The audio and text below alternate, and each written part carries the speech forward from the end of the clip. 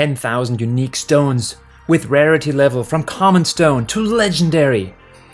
I know there are a lot of cool art projects out there past your generic copy pasta avatar CNFTs, but have you ever wondered if there's more to CNFTs than just pretty pictures? Let's see if there is, and where it could go from here.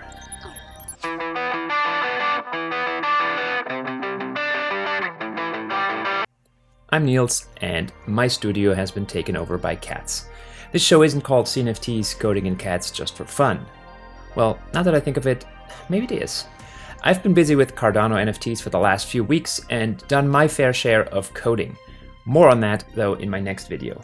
But more importantly, cats have taken over our house again after the Cardano Summit because we are foster parents for them. So once we got back, we actually were able to take some in again. Today you get to meet our White Knight Stewart. If you want to help cats like him, consider delegating with our stake pool Hazel. You'll get other cool rewards as well, NFTs and the like, and you can read all about that on our website, hazelpool.com. In this episode of CCC, I will be focusing on utility-based CNFTs. When I decided to make a video on this, only 2 projects really had announced utility-based NFTs, adahandle and adadomains. Within the 4 weeks of finding time to actually make the video, I apologize for the delay, 3 more projects have popped up. While they differ from Handle and adadomains in significant ways, the CNFTcon Legacy Pass, the Cardano Gaming VIP membership, and the PlayerMint Founders Token are all defined more by the utility they bring through their ownership than through the artwork included in them.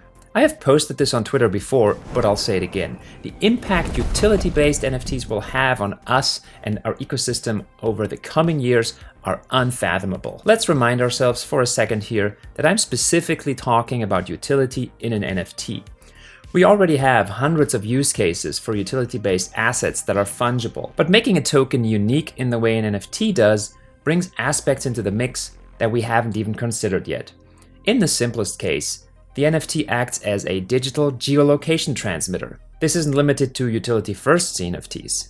With the help of the policy ID and the open nature of the blockchain, on which I have made a dedicated video, artists can airdrop additional tokens or NFTs to current holders. I have also previously already brought up some of the other use cases for NFTs just beyond the art. When your concert ticket is an NFT, the artist can make the ticket itself a work of art, and even incentivize concert goers to get that rare ticket.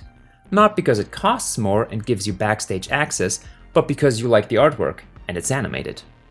Or maybe it comes with an exclusive song NFT that will be airdropped to you after the event. For ticket collectors, you'll also never have to worry about collecting your tickets in a folder anymore to show them off, like you do collect them and save them and laminate them. They're right here in your NFT wallet. And let's be honest, the days where you had a physical ticket in your hand are almost over anyway. These days, most tickets just end up being QR codes. Wouldn't it be awesome if they were sparkly and forever? On the flip side, this will also potentially attract more scammers and scalpers with which the industry will have to keep up. Always check the policy ID is already a mantra you need to have. You don't want to think you're buying tickets to Avril Lavigne and then end up with a food stamp for the local farmer's market. And this is just one idea I transferred from legacy systems to the blockchain world.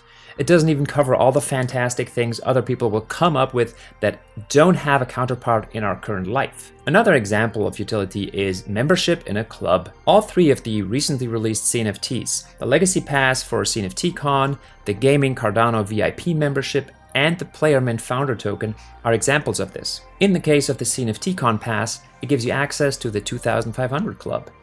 That means one of the holders of the 2,500 only passes in existence, early access and discounts to future event tickets, and this year alone you will receive more than a dozen NFT airdrops if you have a pass in your wallet. This year's wallet snapshot will be on November 1st, so if you're in the market for a single utility NFT that will serve you for years to come, hit your preferred secondary market website and be sure to check the policy ID. The Gaming Cardano VIP membership, while significantly less pricey, will let you explore the VR gallery the team at Gaming Cardano is currently building to showcase a lot of the CNFT projects out there. As their audience grows and there are possibly more VR worlds, as long as you are a VIP member, you will gain access to these upcoming VR worlds. If you're looking to get one of those, check out their Discord and secondary markets as well. We also have PlayerMint, which is another project in the gaming space. I had the pleasure of talking to Aiden from the PlayerMint team at the Cardano Summit in Wyoming, and I truly believe that they are building something that will make an impact where gaming and blockchain intersect. They have been at it for more than 6 months now, so you know they're in it for the long haul. Think blockchain term times. They also didn't try to bootstrap their funding with a quick hype-based token sale and instead applied for Catalyst funds, where they did apply and were actually funded in round 4 and had a non-funded but accepted proposal in Fund 5. They also have 2 proposals in the current round. They've had open town halls with the whole community, and their active engagement and transparency should be an example to other projects. With the latest Founders Token drop, they're giving players the chance to get early access to their product and future launches, as well as a special Founders profile in their app. You also get access to an exclusive Discord channel. With all that utility comes some beautiful artwork by Annie Weatherwax and Backwards Geometry. After covering some of the more membership-like CNFTs, there are 2 more projects out there that are using NFTs, but aren't really considering themselves NFT projects. That's for good reason, because that term NFT project definitely tends to bias people right now towards the it's a blockchain JPEG side of things. That may detract from what both adahandle and adadomains really intend to do. In the future, I'll hope we find an easier nomenclature to distinguish these types of projects from mostly art-based things. Both projects are similar to each other in what the NFT represents. They are proof of ownership of a named wallet address in the case of Handle, or a top-level .ada domain for the adadomains project. There are various reasons they are sold as tokens on the blockchain, when one could just sell them as a centralized service. Transparency and decentralization are obviously the primary candidates. For adadomains who are basing their project on a widely adopted pattern of domain names, there are some limitations they have to work around. .ada is not an official domain name. This means browsers don't automatically understand it when you type in hazelpool.ada into the address bar. Instead, the same way Ethereum does it with MetaMask and other wallets, browser plugins need to be in place that make it so the browser can resolve your .ada address to a website, an NFT link, or a payment address. And you can take a look at what that looks like. Here's me trying it out with MetaMask installed in my Chrome browser. And I type in the URL and then I get to see a page with info about the domain that I entered. When I do the same in my Firefox, where I don't have MetaMask installed, the result is quite disappointing, and for users that don't really know how to navigate the blockchain ecosystem, it is most likely very confusing. Why does it work here? Why doesn't it work there? The fact that .ada is not an official domain is also tricky for another reason.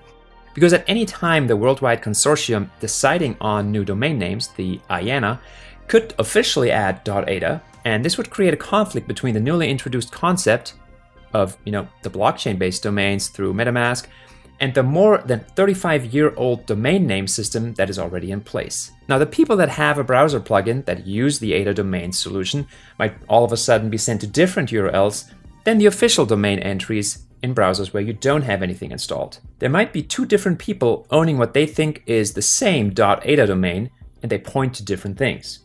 Since there's a precedent with the quite popular .eth domain, I'm sure this will be taken into account by the powers that be, and I'm having my fingers crossed that we don't run into any problems in that in the future. Overall, the folks at adadomains have their technical plan laid out in their white paper, which I'll link in the description below, and they have a fully doxed team, and they definitely look like they have the chops to pull it off. What I think the next step needs to be here for them is more public engagement to see what they're actually building is what we need, and to establish partnerships. While I think they have a good plan, partnerships with tools that already exist or are being developed are critical to make this domain system stick.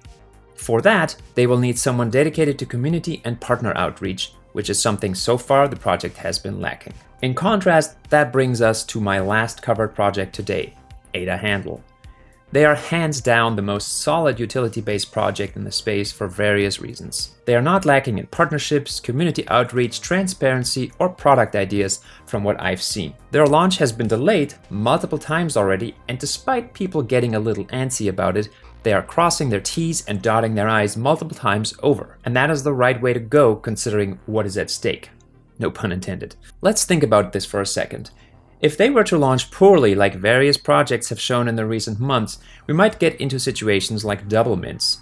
For an art-based NFT, That's an unfortunate case, but most likely nothing that will affect the artwork itself. If you bought it because you like it, you'll be fine either way. If you bought it because of the rarity, well, it's going to be a little bit less rare, but still, it's probably going to be fairly rare. If the same adahandle gets minted twice, your project has to pretty much abandon everything minted under that policy ID and start from scratch. That, among other things, is also the reason why they're calling their launch a beta launch, to account for the possibility of failure. That is a hard thing to do and to acknowledge, but a very intelligent decision. It is most likely also the reason why they did not fund themselves by doing a presale. Instead, they put in a bunch of work to allow reserving your handle for Twitter users and reserved handles for all stake pools, without actually being paid for a single NFT. I asked for input about utility-only CNFTs on my Twitter, and here's what adahandle had to say about it. They will even have art with their NFT. On top of doing all their due diligence in the technical area, they've been extremely transparent. All involved team members have been sharing information on Twitter and in their Discord, and most recently, Mr. Goose even dusted off his Medium account that was covered in 6-month-old dust to share exciting technical and roadmap insights with us. That's what I consider top-notch delivery and community involvement. That, combined with the soundness of their technical approach, is probably also why they have been able to score some of the most relevant partnerships in the Cardano ecosystem. We've seen official announcements of partnerships with Maladex and SundaySwap on the DEX side, as well as the beloved Nami wallet and the public sale-funded Giro wallet, and a bunch of more unannounced partnerships in the pipeline. If the daily tools that the average person uses are leveraging adahandles, this sets the stage for quick adoption. And I'm really banking on this adoption, because the amount of value this ecosystem will gain from named addresses is immeasurable. This goes beyond the ability to donate some ADA to $Hazel or pay your buddy lead time null for that coffee he just bought you. Imagine a world where your fear of sending ADA to the wrong address or a scam address when you're participating in an NFT launch goes down significantly because you know way ahead of time that the only legitimate address of the CNFT project you want to mint is $ADA nuggets. I think that will improve CNFT buyers' lives exponentially. Yes, you still have to make sure you're sending it to $ADA nuggets and not $ADA_nuggets. But if we want widespread adoption of our cryptocurrency, we can't keep throwing around BECH32 addresses and scare off our non-tech-savvy customers and retail users. It will also increase transparency in other ways. If a project is using a handle for an address, tracking shady transactions, CNFT whitewashing, and other things can be more easily tied to the actual bad actors. Yes, that means less anonymity, but nobody will force you to use a handle, so you can stay as low-key as you currently do if you prefer. Using a handle, though, in particular for projects that intend to be in the space for longer, can be used by you, the consumer, as an indicator to help you determine credibility when you do your own research. The team at adahandle still hasn't announced a specific release date, but if you follow their Twitter and Discord, you'll be ready when it pops. They also have new competition on board with the latest release of the Catalyst 6 fund results, where a planned Gravatar implementation for wallets was successfully funded, proposing a very similar solution in terms of easily identifiable named profiles. You can look through their proposal via the link in the description. If you ask me though, I'll remind you that Gravatar is a centralized service, while adahandle is trying themselves at a more decentralized approach.